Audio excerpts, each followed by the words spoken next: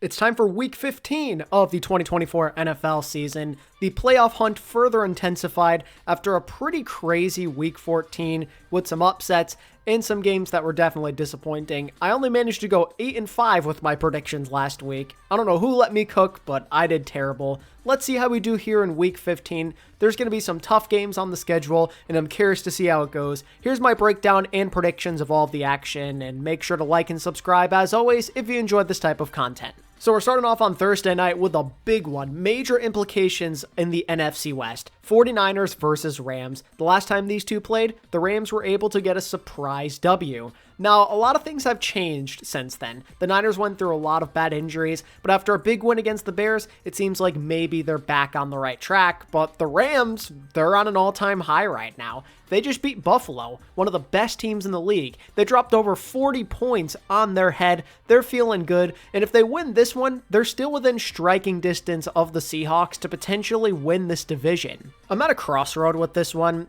The Niners, it seems like they've got to bounce back at some point. There's so much on the line with their season, but the Rams typically get hot in December here in like the Matthew Stafford era at least. So it's a really tough one to call, but I'm going to pick the 49ers to win this game. I liked what I saw against Chicago. It seems that offensively they're getting back into a groove with the pass game, and the Niners feel more likely to get some key stops compared to the Rams, where their defense tends to be pretty Swiss cheese-like, you know? It's going to be a tough game. They usually are, especially this Niners-Rams rivalry. But right now, the Niners are simply in must-win now mode. They know what's on the line. This would be a great disappointment if they don't get into the playoffs. And I'm saying that despite them being down to what seems like potentially a fourth-string running back. It's a risky pick, but there's so much on the line with their season here. And with how the NFC West is gone, I'm going with the 49ers. For the Sunday 1 p.m. slots, we're starting off with the Kansas City Chiefs versus the Cleveland Browns. It's the Jameis Winston Clown Fiesta versus the Kansas City Chiefs Devil Magic. Who will prevail in this matchup? This is such a weird game, because with how the Chiefs have been playing, there's a distinct possibility Jameis Winston throws for like 350 and 3 touchdowns and somehow wins this game. But the Chiefs, no matter what happens, no matter how they're playing, they just find a way to win. Every single thing that can go their way usually does this season. They almost always end up with the ball in their hands late in the fourth, and I think that'll be the difference. Mahomes executing versus Jameis Winston in the high likelihood that he's going to throw some kind of interception in a key moment. The Chiefs are a significantly better team than the Browns, and they'll win this game, although it may be a lot closer than they'd like it to be, just knowing how their season has gone so far. Then we've got the Bengals taking on the Titans, and I'll admit it, I'm a little upset with how the Bengals played against Dallas. That game was way closer than it needed to be, and if it weren't for that ridiculous outcome with special teams, they may have ended up losing that game to Dallas. And now they're playing a Titans team that has absolutely nothing to play for, while all the pressure in the world is on Cincinnati to win this game. I'm really scared they're going to underperform in this one, but ultimately I am picking the Bengals as the significantly more talented team. Joe Burrow should be able to outpace Mailman without question, and they should win this game by double digits. At least I hope they do, because if they lose this game, basically their season is definitely over. It already looks over, but it would absolutely be over if they lost this game to Tennessee. It's must win. This team sucks too much. They've got to beat them. Moving up next, the Washington Commanders, off of a bye, are playing the New Orleans Saints.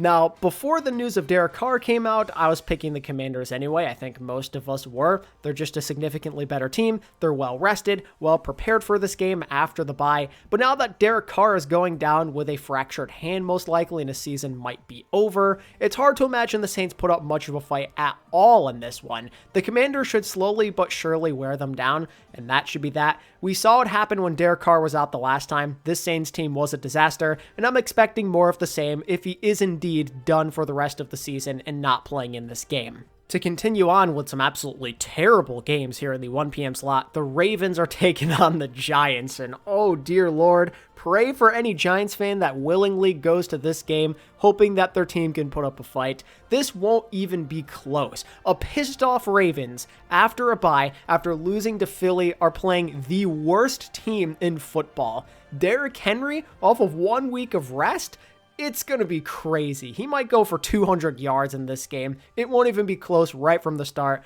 Cover that Ravens spread no matter how high it is because they're going to get it. The Giants can't score points. This one will be over by like 5 minutes into the game. I mean, seriously. Giants need to tank. Ravens are pissed. Easy outcome. Next is Dallas versus Carolina. In terms of significance, not much on the line here, but this is an interesting game, and I think it could be one of the better ones of the week. Dallas have certainly surprised me since Dak Prescott went down. They've been showing fight, and they're actually getting better as these weeks go on. I was not expecting them to fight the way they did against Cincinnati, despite the loss. Seems like Cooper Rush is getting it going. They have finally found some kind of rhythm with their run game as well, and there's a good chance they can win against a pretty poor Panthers defense, but at the same time, the Panthers the last handful of weeks have looked significantly better compared to the first half of the year. Bryce Young finally looks like the number one pick that he was supposed to be. He's motivating this team. They've been showing fight against good teams week in and week out. Probably could have beaten all of the teams they played. I mean, they're one Xavier Legette drop away from beating the Eagles. They're one fumble away from beating the Buccaneers. They took the Chiefs almost to overtime. This team looks completely different, and I think Dallas are a prime target for them to go out there and defeat. It's a team that's a bit lower on the spectrum, that may be feeling a bit demoralized after losing to the Bengals, and I'm actually going to pick the Panthers to go out there and get this upset victory, if you even want to call it that. Screw it, we ball, we got to have some kind of crazy pick. I'm going with the Panthers. I believe in Bryce Young to outpace Cooper Rush and win this game. The Panthers have so much more to play for in terms of their future, while Dallas are down in the dumps. Admittedly, I'm very concerned about the Dallas pass rush versus Carolina. That O-line isn't great, and there's a good chance Micah Parsons could have like a career day in this one. But at the same time, it seems like the sack rate for the Panthers has been going down. Philly generated pressure, but only got like 1 sack in that game. Philly's defense has been one of the best in the league recently. I think the Panthers look much improved, and I think they can find a way to win this game. They've got a lot of weapons. Bryce Young is on this redemption arc right now, and it's time for it to result in a victory rather than all these close losses. Then the Jags are playing the Jets. Dear God, we have some horrible games in Week 15, and you know what, Jets? I told you a win's probably in your future, and it's probably going to come in this one. The Jaguars are absolutely terrible. They just beat the Titans, and it came in one of the ugliest games I've ever seen with Mac Jones at quarterback. The Jets may be a laughingstock, but compared to the Jaguars, it is like a night and day difference. They damn near beat the Dolphins. You never know what would have happened if they got the ball first in that game. So the Jets are probably going to go out there, be motivated, and win this one handily. It'll probably be their first convincing victory, maybe of the entire season. No, since probably the New England game, like at the very beginning. Offensively, the Jags just don't have much to keep up. Even if Aaron Rodgers plays like crap, they should do enough to win this game just off of the talent alone. Now we start to get into the good stuff, starting with the Texans and the Dolphins. This one could be a shootout, I'll be honest with you. It seems like on paper, there's a lot of weapons on both sides. It's exciting. And if the Texans were not coming off of a bye, I think I'd probably pick Miami to win this game with the rhythm they're in right now. But unfortunately, the Texans, they've had that extra week to prepare and rest for this one. I think they'll come in with the right mindset and things will click and they'll beat the Dolphins. Miami, I don't know, man. Like, they've been playing better, but it hasn't been against the greatest opponents in the world. I don't know how they'll handle one of the better teams in the league without it looking ugly. They just haven't shown me any of that yet. Whenever they play a relevant team, they just find a way to lose. It's always close, but they lose every time without fail. Now, with how Tua looks, with how they're able to pass the ball, maybe this time could be different against an inexperienced Houston defense. But I trust the Texans to win this game. They're just the better team in my eyes. Even if things have been shaky lately, this is a must-win in terms of gaining ground in the AFC South, and I don't think they'll waste it with all these advantages going their way. Now we head into the 425 slate, starting with the Colts and the Broncos. This one's interesting because I feel like from a talent perspective, they're really not that far off from each other. The difference is that Denver have been such a more consistent team. Like way more, despite them having a rookie quarterback. You just never know what you're going to get with the Colts and Anthony Richardson. It's such a toss-up whether you see them put up a lot of points or him having an under 50% completion percentage. He's just a lot less trustworthy compared to Bo Nix, who has been putting up solid numbers since like the halfway mark of the season. He looks great out there. He's absolutely a candidate to win Rookie of the Year. And I think off of a bye, it's really going to help their case to win this game. I mean, defensively is probably the bigger difference, though, right? Bo Nix is going to put up the points, and Denver's defense is going to make the stops against the turnover-prone, mistake-prone Anthony Richardson. Unless he brings his A game, I'm expecting this Denver defense to wreak havoc on him in that offensive line all game. I think it could be a somewhat close contest, but I think over time, the Broncos should be able to pull away and get this win as the better overall team. Next, New England versus Arizona, and this has crazy trap game potential written all over it. The Patriots have nothing to play for, but they've looked competitive in recent weeks at times against some pretty decent teams. And they're playing a Cardinals squad that is starting to, they're starting to fizzle out compared to their hot start in the year. They've been losing lots recently. In a bunch of these games, Kyler Murray hasn't looked that great either. There's a lot of pressure on them. They need to win this game if they want to keep pace with potentially winning their division and going to the playoffs. And they're playing a scrappy Patriots team here. This one's really scary. I won't lie to you at all. I'm a little afraid that Kyler's going to continue to suck and the Patriots are going to somehow win this one. But against my better judgment, I'm not doing it.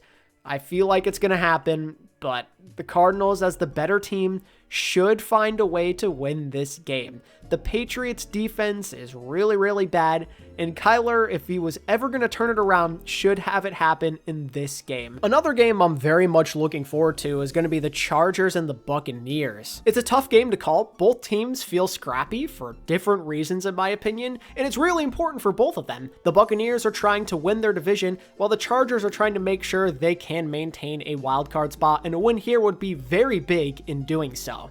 What do you want to trust more here? The Chargers and their defense, which has been pretty stout for the most part, giving up under 20 a lot, or are you going with Baker Mayfield and the Bucs, who can very easily just destroy you when it comes to their passing game at a moment's notice? We've seen them get hot before. Wouldn't be shocking if they do it here either.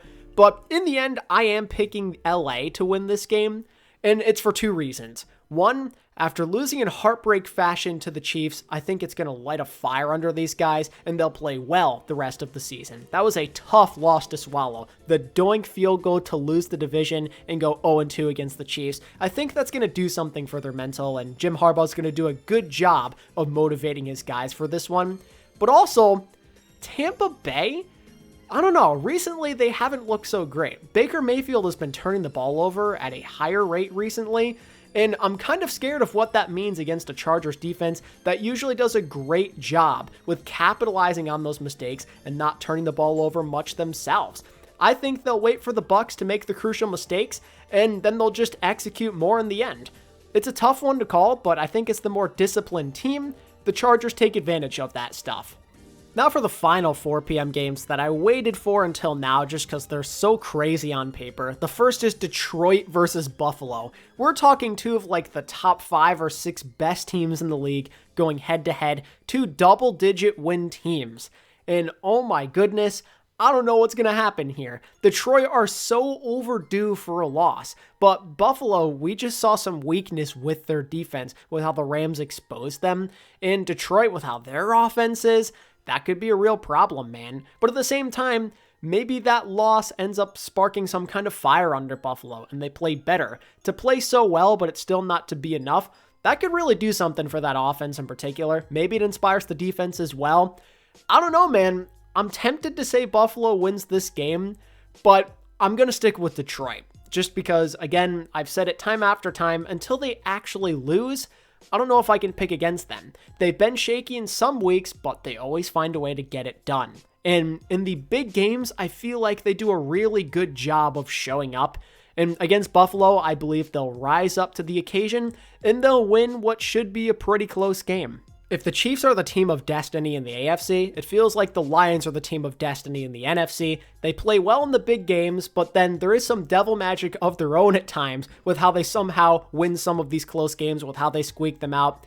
Feels like one of those times where, Buffalo get unlucky as they usually do, while the Lions continue to prove they are the best team in the NFC. I'm expecting a banger. I'm hoping that Buffalo wins this game just because that would be really, really awesome after what happened last week, but I think Detroit takes it. In the other 425 game, the Eagles are playing the Steelers. Oh my God. Another toss-up game here. Philly have been playing out of their goddamn minds recently, second longest winning streak in the NFL, but they're playing the Steelers, and they have the magic of bullshit on their side. That's how this entire season has gone for them, and you never know how that's going to affect Philly. They haven't been disrupted all that much recently, and I'm curious to see how they rise up to a challenge like this with Pittsburgh, who can just be so weird to face. Between their tough defense, the bombs that Russ likes to throw, I'm expecting a good game here. And against my better judgment, and because I'm a hater of the Philadelphia Eagles and the fact that Saquon Barkley went there, I'm going to pick the Steelers to win this game. If we're being honest with ourselves, Eagles should be favorites, but they should have lost to the Panthers last week, and I think because of that, they're absolutely overdue for a loss. It's the football gods' way of warning them that bad things are about to come. They should have lost to the Panthers. You can't even tell me otherwise. That Xavier Legette drop changed everything. If he holds on to that ball, they're losing. And against the Steelers, who are better at execution and are a better team and have a much more resistant defense, I think the Steelers can take this one. They've just been that weird team. They've toppled a lot of good teams this year, and I think they can add Philly to their list too. Why not? They're a solid team defensively. They could at least somewhat contain Saquon and keep him from having those ridiculous 70-yard rushes as we've seen a lot this season. And while the Eagles' defense has been great lately, it's really weird playing against Pittsburgh because Russell Wilson, he's been channeling some of that Seattle energy. And I think, he could do a similar thing that we saw with Bryce Young, kind of getting out of the pocket, making those deep throws downfield. Russ is just a better version of Bryce Young. Philly were not able to get any pressure against the Carolina Panthers, well, at least in terms of getting the sack. And I think the same thing happens against Pittsburgh, where they're going to struggle to get to the quarterback, and they're going to make big plays. Now, the one thing I'm a little concerned about, at least with Pittsburgh defensively, is what happens with TJ Watt. He's such an elite presence, he's a difference maker, but if he lines up in front of Lane Johnson, I'm afraid he could get completely neutralized. Lane Johnson's going on a generational run at tackle this season, and I'm a little worried that could be the difference maker. But Jalen Hurts, he hasn't played as great recently. This Pittsburgh defense, they can make the stops happen. I'm going to go on the ultimate copium and hopium and say that Pittsburgh win this game. I hate Philly. Screw Philly. Pittsburgh love bullshit. Let's make it happen. Now for Sunday night, where the Packers are playing the Seattle Seahawks, and this one could be pretty good too. The Seahawks have been sneaky good as of late. They're riding a hot streak. The Packers, they're coming off a tough loss to Detroit. You don't know how that's going to affect them mentally. This could be a tough game, especially because it's in Seattle. There's no guarantee the Packers win this game. With that said though, Seattle are overdue for a loss, and the Packers outside of their own division have played extremely well. So I'm going to take the Packers to win this game. They're the more complete team, and I think it's about time that Seattle loses another game. They can't keep going on a streak like this. I know they just beat Arizona, but I refuse to believe that the NFC West is going to be that easy, and they'll just run away with it from here. The Packers have been the better team this year, and they will show it on the field. I got Green Bay winning this game.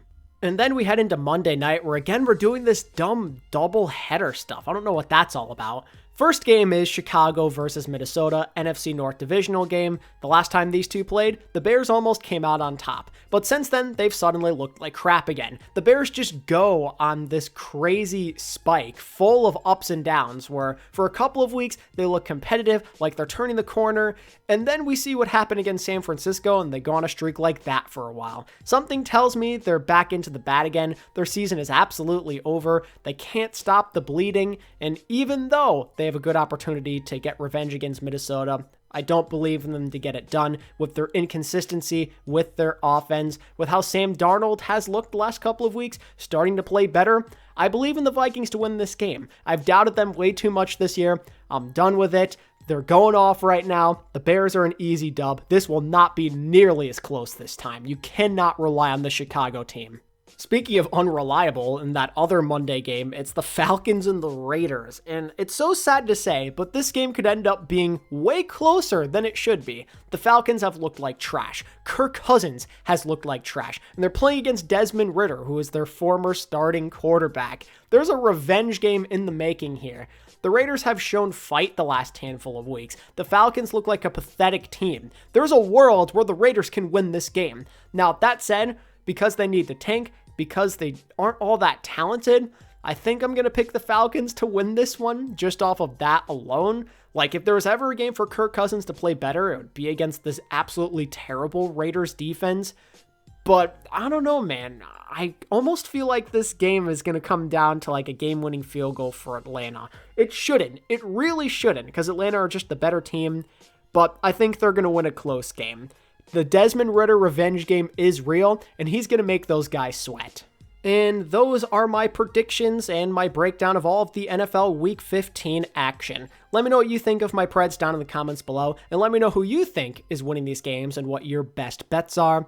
And if you enjoyed this video, make sure to give it a like and subscribe to my channel for more weekly NFL content.